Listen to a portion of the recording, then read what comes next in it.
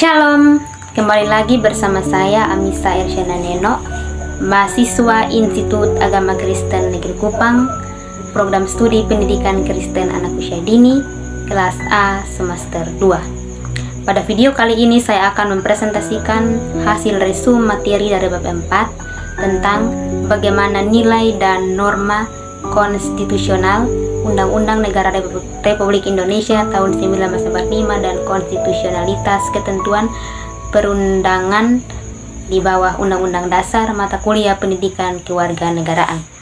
Nah, langsung saja saya akan membahas materi saya. Jika kita berbicara tentang konstitusi, berarti kita membahas mengenai norma, nilai-nilai yang terkandung dalam Pancasila dan Undang-Undang Negara Republik Indonesia tahun 1945, tata aturan yang berlaku di Indonesia, hukum, dan sebagainya. Dalam hidup bernegara, kita dapat menemukan beberapa aturan yang mengatur bagaimana pemerintahan dijalankan. Misalnya, siapa yang menjalankan kekuasaan pemerintahan dan bagaimana kekuasaan tersebut diperoleh. Kita juga dapat menemukan adanya beberapa aturan yang sama sekali tidak berhubungan dengan cara-cara pemerintahan dijalankan. Misalnya, bagaimana aturan mengendarai kendaraan bermotor di jalan raya dan bagaimana cara mencari keadilan jika hak dilanggar oleh orang lain.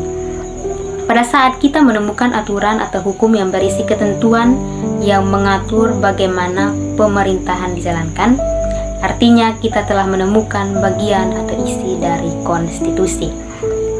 Nah, sekarang saya akan membahas materi yang berikut, yaitu A. Menelusuri konsep dan urgensi konstitusi dalam kehidupan berbangsa negara. Nah, kita semua tentu saja sudah sering mendengar istilah konstitusi, seperti pada saat mempelajari mata pelajaran pendidikan kewarganegaraan di sekolah. Istilah tersebut kerap kali dibahas. Nah, berbicara tentang konstitusi, maka konstitusi adalah seperangkat aturan atau hukum yang berisi ketentuan tentang bagaimana pemerintahan diatur dan dijalankan. Oleh karena aturan atau hukum yang terdapat dalam konstitusi itu mengatur hal-hal yang amat mendasar dari suatu negara, maka konstitusi dikatakan pula sebagai hukum dasar yang dijadikan pegangan penyelenggaraan suatu negara.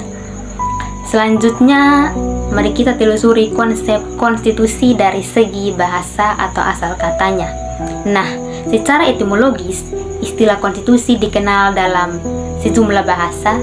Misalnya dalam bahasa Prancis dikenal dengan istilah constituere, dalam bahasa Latin atau Italia digunakan istilah constitutio, dalam bahasa Inggris digunakan istilah constitution, dalam bahasa Belanda digunakan istilah constitutie, dalam bahasa Jerman dikenal dengan istilah Verfassung, sedangkan dalam bahasa Arab digunakan istilah masyuritah. Nah, constitutier dalam bahasa Prancis berarti membentuk. Pembentukan yang dimaksud dengan membentuk di sini adalah membentuk suatu negara. Konstitusi mengandung permulaan dari segi peraturan mengenai suatu negara, atau dengan kata lain bahwa konstitusi mengandung permulaan dari segala peraturan mengenai negara. Nah, pembentukan suatu negara atau menyusun dan menyatakan suatu negara dan sebagai peraturan dasar mengenai pembentukan negara. Nah, ada juga pendapat para ahli yang mendefinisikan istilah konstitusi seperti Aristoteles yang menyatakan bahwa konstitusi secara beragam sebagai komunitas kepentingan yang dimiliki oleh warga negara suatu negara. Umum sebagai cara hidup yang umum yang telah dipilih oleh suatu negara dan sebagai fakta pemerintah. Pada bagian lain, Aristoteles merumuskan bahwa konstitusi adalah organisasi kantor di sebuah kota yang dengannya metode mereka distribusi ditetapkan otoritas berdaulat ditentukan dan sifat tujuan akhir harus dikejar oleh asosiasi dan semua anggotanya ditentukan. Dan ada juga pendapat dari ahli lain seperti C.V. Strong yang menyatakan bahwa konstitusi dapat dikatakan sebagai kumpulan prinsip-prinsip. Menurutnya, kekuasaan pemerintah, hak-hak yang diperintah, dan hubungan antara keduanya disesuaikan. Konstitusi memiliki beberapa fungsi, yaitu yang pertama, membatasi atau mengendalikan kekuasaan penguasa agar dalam menjalankan kekuasaannya tidak sewenang-wenang terhadap rakyatnya. Yang kedua, memberi suatu rangka dasar hukum bagi perubahan masyarakat yang dicita-citakan. Tahap yang berikut, yang ketiga, dijadikan landasan penyelenggaraan negara menurut suatu sistem ketatanegaraan tertentu yang dijunjung tinggi oleh semua warga negaranya. Yang keempat, menjamin hak asasi warga negara. Nah, yang berikut B, perlunya konstitusi dalam kehidupan berbangsa negara Indonesia. Nah, di sini muncul pertanyaan, perlukah sebuah negara memiliki konstitusi, atau seberapa penting sih konstitusi untuk sebuah negara? Nah, jawabannya adalah konstitusi memiliki kedudukan yang sangat penting dalam kehidupan berbangsa dan bernegara. Konstitusi juga sebagai pemberi pegangan dan pemberi batas penyelenggaraan negara, tidak menyalahgunakan kekuasaan, sekaligus dipakai sebagai pegangan dalam mengatur bagaimana kekuasaan negara harus dijalankan. Karena konstitusi merupakan jaminan yang penting dalam menjaga agar kekuasaan yang ada di dalam suatu negara tidak disalahgunakan dan menjamin agar hak asasi manusia tidak dilanggar. Karena begitu pentingnya konstitusi bagi suatu negara, maka menurut Miriam Budiarjo, beliau menyatakan bahwa konstitusi atau undang-undang dasar memuat ketentuan sebagai berikut, yaitu yang pertama, pembagian kekuasaan antar lembaga eksekutif, legislatif, dan yudikatif. Yang kedua, hak asasi manusia. Yang ketiga, prosedur perubahan undang-undang dasar. Dan yang keempat, larangan untuk mengubah sistem sifat tertentu dari undang-undang dasar. Dalam kehidupan berbangsa dan bernegara Indonesia, konstitusi memiliki beberapa peran penting, antara lain, yang pertama, menetapkan tujuan berdirinya bangsa Indonesia. Yang kedua, menjadi identitas jati diri seluruh bangsa Indonesia.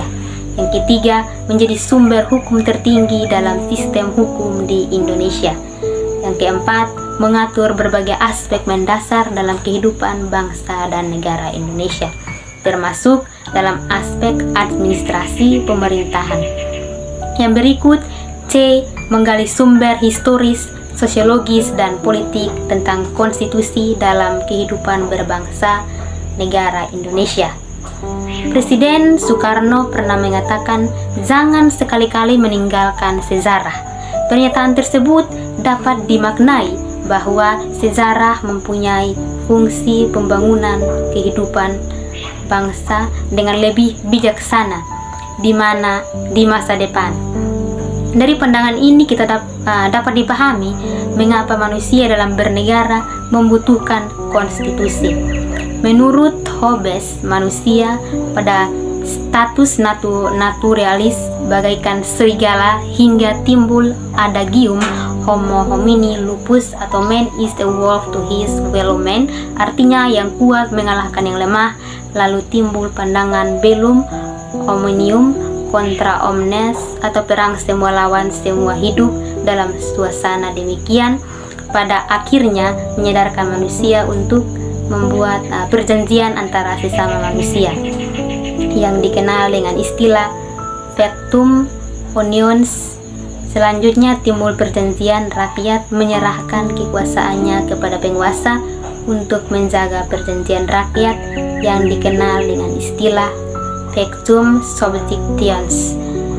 Dalam bukunya yang berjudul Leviathan pada tahun 1651 ia mengajukan suatu argumentasi tentang kewajiban politik yang disebut kontrak sosial yang mengimplikasikan pengalihan kedaulatan kepada primus inter pares yang kemudian berkuasa secara mutlak atau absolut. Primus inter pares adalah yang utama di antara sekawan atau kumpulan atau orang terpenting dan menonjol di antara orang derajatnya. Sama negara dalam pandangan Hobbes cenderung seperti monster Leviathan. Nah, konstitusi juga diperlukan untuk membagi kekuasaan dalam negara. Pandangan ini didasarkan pada fungsi konstitusi yang salah satu diantaranya adalah membagi kekuasaan dalam negara.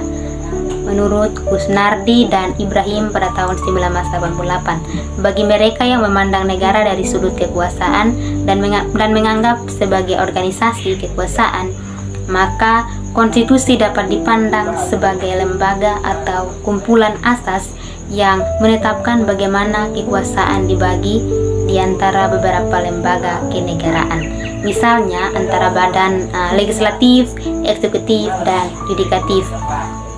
Konstitusi menentukan cara-cara bagaimana pusat kekuasaan itu bekerja sama dan menyesuaikan diri sama lain serta merekam hubungan kekuasaan dalam negara. Konstitusi dapat berupa hukum dasar tertulis yang lazim disebut Undang-Undang Dasar dan dapat pula tertulis.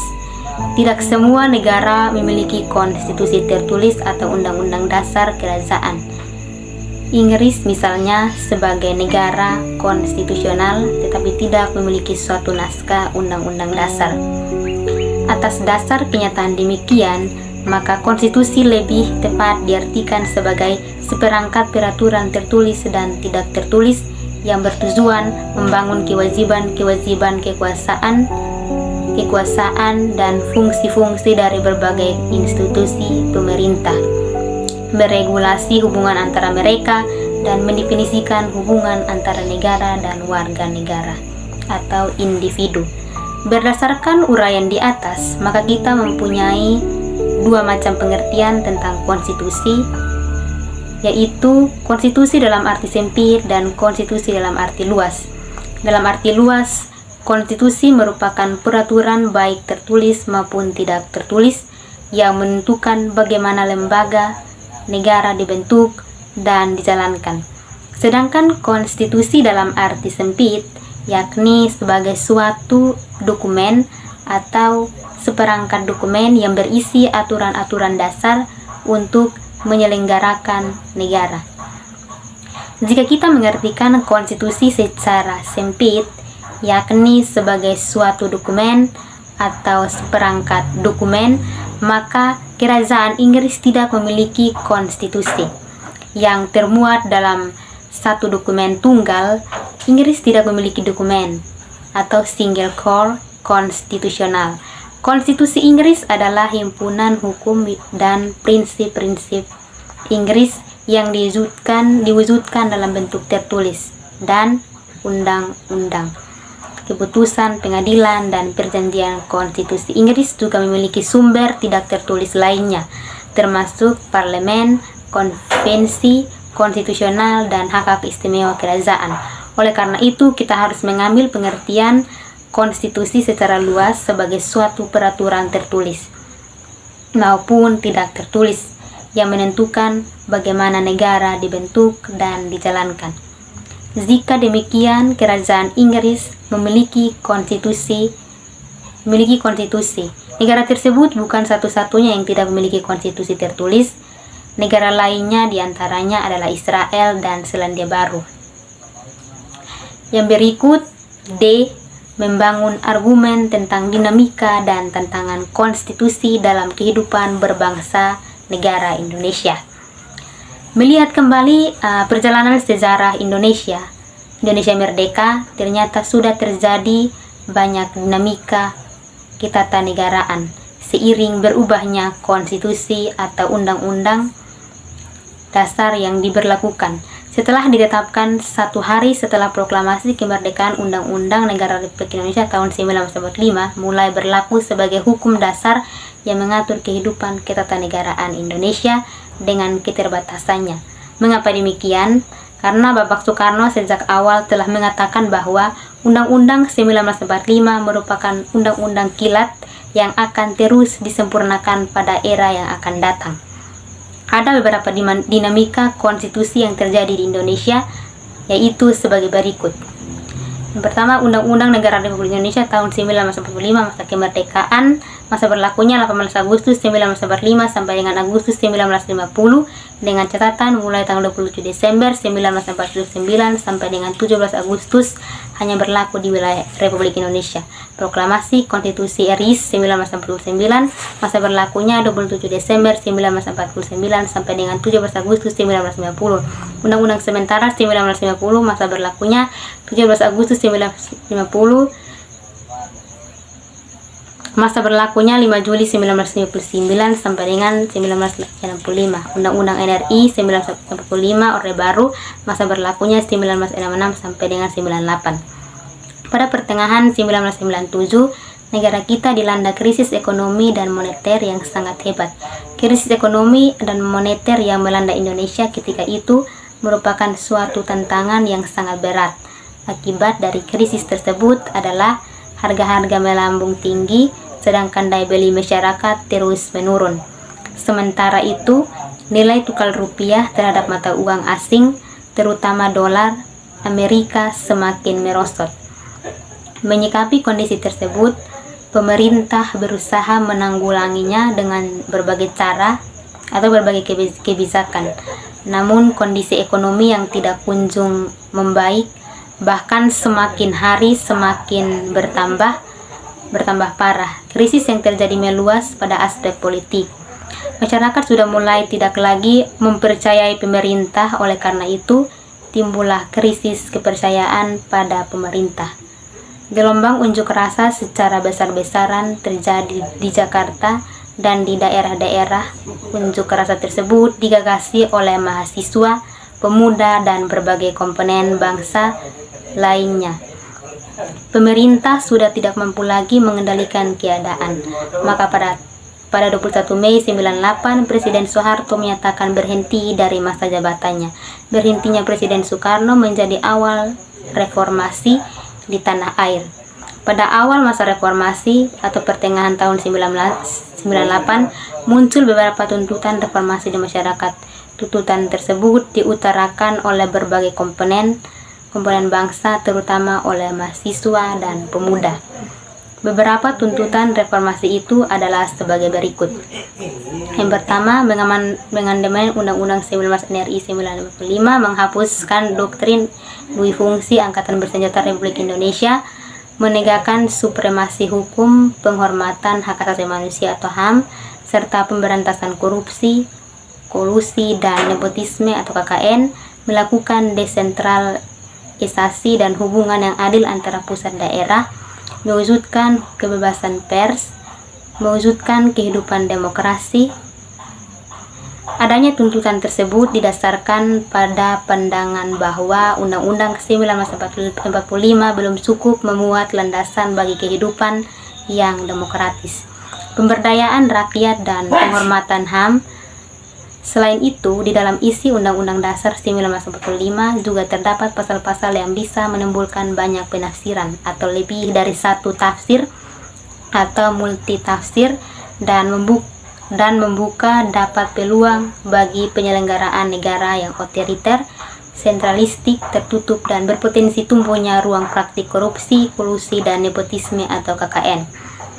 Dalam perkembangannya, tuntutan perubahan Undang-Undang Negara Republik Indonesia tahun 1945 menjadi kebutuhan bersama bangsa Indonesia.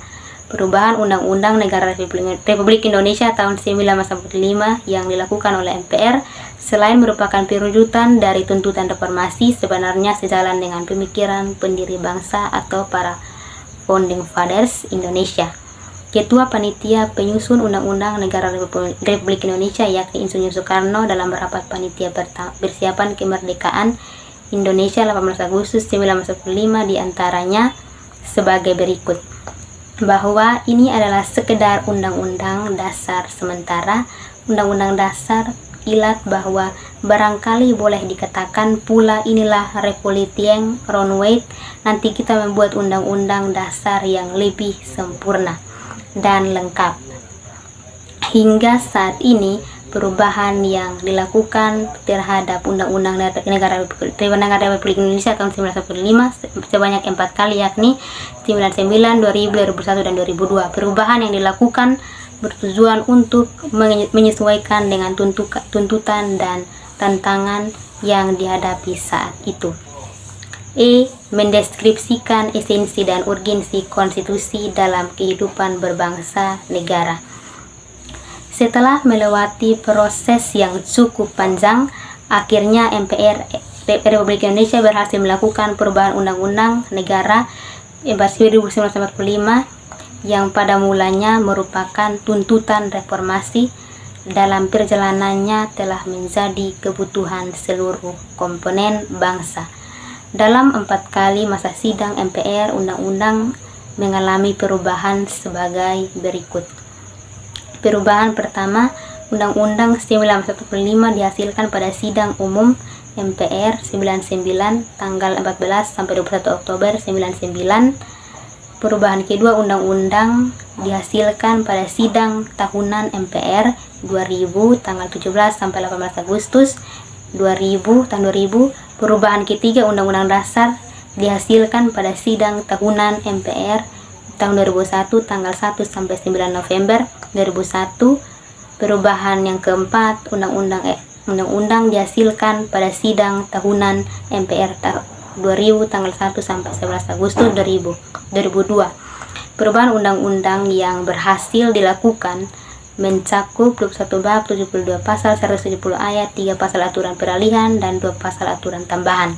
Terdapat 6 pasal yang tidak mengalami perubahan, yaitu pasal 4, pasal 10, pasal 12, pasal 25, 29, dan pasal 35. Salah satu contoh nyata hasil perubahan konstitusi kita sangat penting bagi upaya penyediaan dana pembangunan nasional, yakni dalam hal pajak, di mana dalam pasal 23A berbunyi pajak dan pungutan lain yang bersifat memaksa untuk keperluan negara diatur dengan undang-undang. Pasal ini menegaskan perihal pentingnya pajak bagi keberlangsungan kehidupan negara bangsa. Oleh karena itu, setiap warga negara hendaknya menyadari atas kewajibannya dalam membayar pajak tersebut. Sekian hasil resume materi dari saya, mata kuliah pendidikan kewarganegaraan dari saya. Semoga berguna dan bermanfaat bagi kita semua. Dan jangan lupa ya teman-teman, like, komen, dan subscribe. Terima kasih. Salam sehat, hidup mahasiswa.